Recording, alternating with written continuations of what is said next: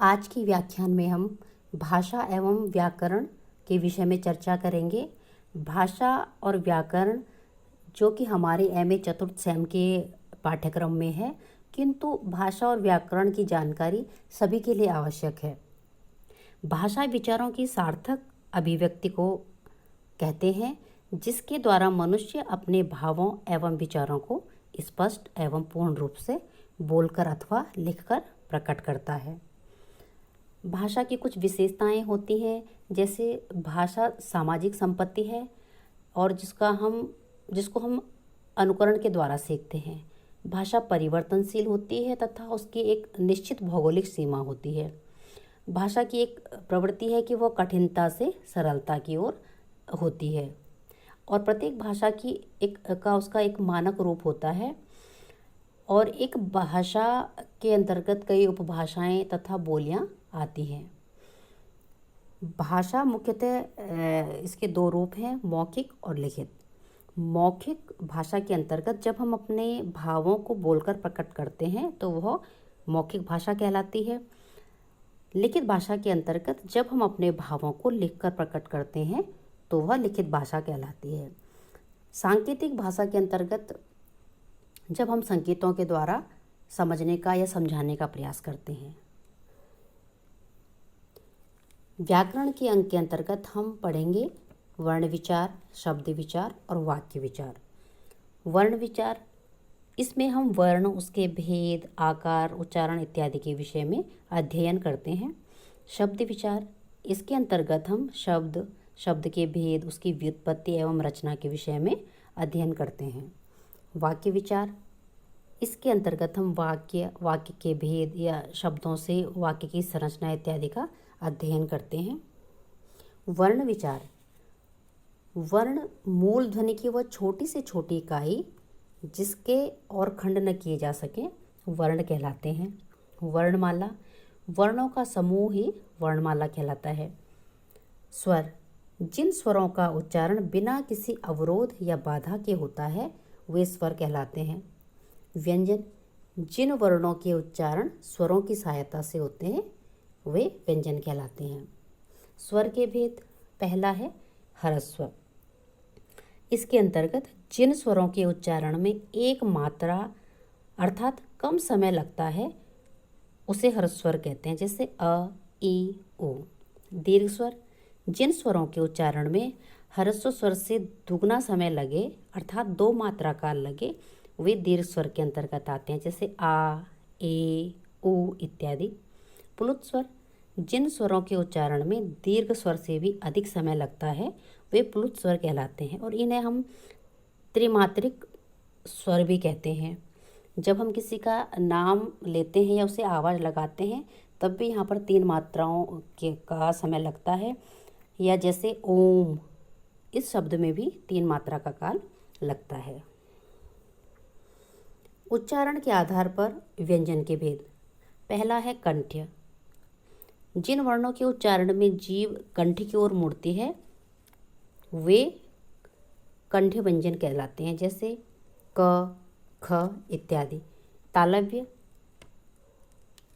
जिनके उच्चारण में जीभ तालु से स्पर्श करती है वे तालव्य व्यंजन कहलाते हैं।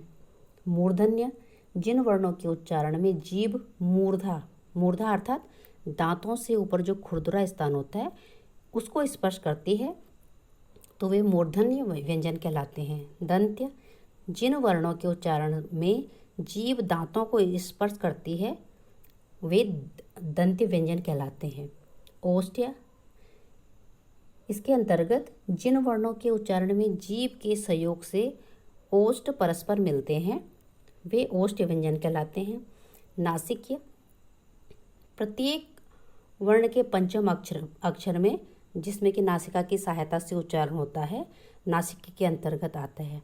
ये जो उच्चारण के आधार पर व्यंजन के भेद हैं, कंठ्य, तालव्य, मूर्धन्य इत्यादि, इनको हम प्रयोग करके देख सकते हैं जिससे कि हमें पता चले कि शरीर के या मुख के किस अंग का प्रयोग हो रहा है।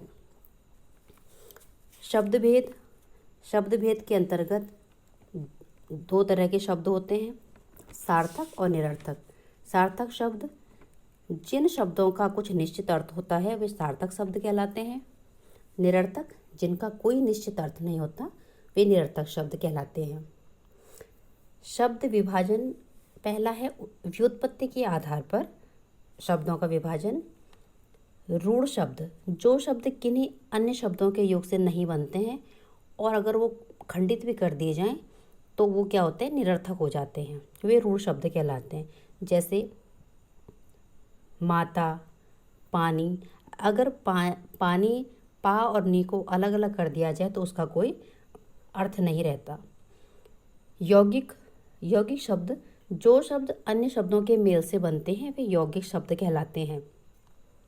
और इस प्रकार के शब्द संधि, समास इत्यादि के प्रयोग से भी बनते हैं, जैसे पीताम्बर, विद्यालय इत्यादि। योगारूढ़, ऐसे यौगिक शब्द जो सामान्य अर्थ को प्रकट न करके किसी विशेष अर्थ को प्रकट करते हैं वे योगारूढ़ शब्द कहलाते हैं। उत्पत्ति के आधार पर, उत्पत्ति के आधार पर पहला है तत्सम शब्द। संस्कृत भाषा हिंदी भाषा की जननी है, तो संस्कृत भाषा के वे शब्द जो बिना किसी परिवर्तन के हिंदी भाषा में प्रयोग होते हैं वे तत्सम शब्द कहलाते हैं। जैसे अग्नि हो गया, चंद्र हो गया।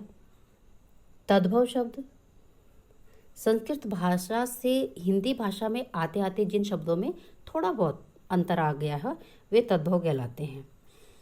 देशज शब्द, जो शब्द विभिन्न क्षेत्रों में जो ग्रामीण जन समुदाय है उनके द्वारा जो बोला जाता है वे देशज शब्द कहलाते हैं।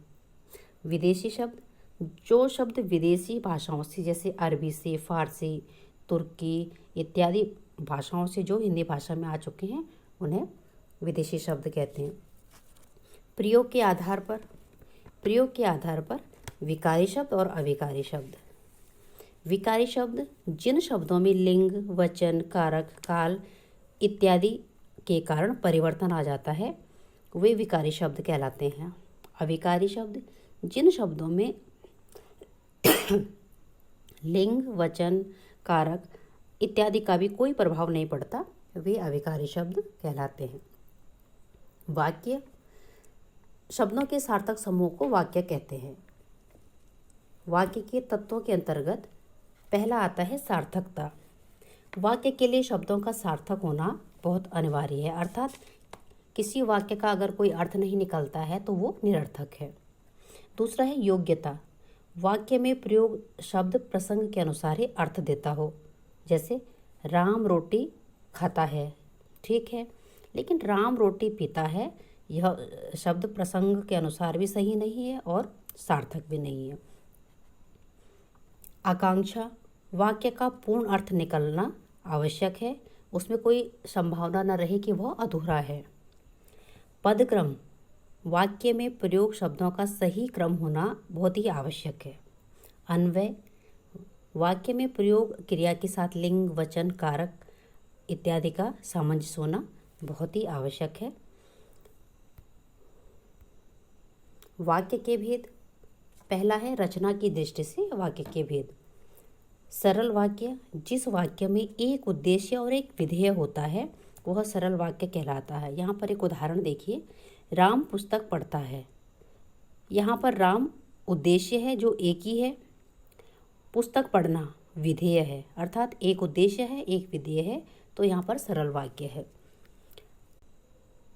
मिश्रित वाक्य, जिस वाक्य में एक प्रधान उपवाक्य तथा एक या अधिक आश्रित उपवाक्य हों वे मिश्रित वाक्य कहलाते हैं। संयुक्त वाक्य, संयुक्त वाक्य में एक प्रधान उपवाक्य और एक या एक से अधिक प्रधान उपवाक्य के समकक्ष होते हैं। अर्थ की दृष्टि से पहला है विधानवाचक, जिस वाक्य में क्रिया होने या करने का सामान्य कथन हो वह विधानवाचक वाक्य कहलाता है। निषेधवाचक, जिस वाक्य में क्रिया के न होने का बोध हो निषेधात्मक कहलाता है। प्रश्नवाचक, जिस वाक्य में प्रश्न किए जाने का बोध हो वह प्रश्नवाचक वाक्य कहलाता है। विस्मयादि, विस्मयादि वाचक वाक्य में जिस वाक्य में हर्ष, शोक, घृणा इत्यादि का भाव हो वे विस्मयादिबोधक कहलाता है। आज्ञावाचक, इसके अंतर्गत जिस वाक्य में किसी प्रकार की आज्ञा या अनुमति का बोध हो उसे हम आज्ञावाचक वाक्य कहते हैं। संदेहवाचक, जिस वाक्य में कार्य के होने में संदेह या संभावना प्रकट हो वह संदेहवाचक वाक्य कहलाता है। संकेतवाचक, जिस वाक्य में एक बात का होना दूसरी बात पर निर्भर हो उसे संकेतवाचक वाक्य कहते हैं। क्रिया की दृष्टि से भेद, क्रिया की दृष्टि से पहला भेद है कृतवाच्य।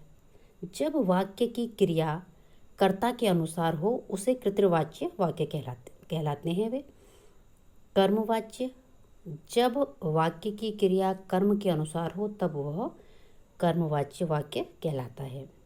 भाववाच्य, जिस वाक्य में क्रिया कर्ता एवं कर्म के अनुसार न होकर भाव के अनुसार होती है वह भाववाच्य वाक्य कहलाता है। तो इस प्रकार आज हमने भाषा एवं व्याकरण को समझा।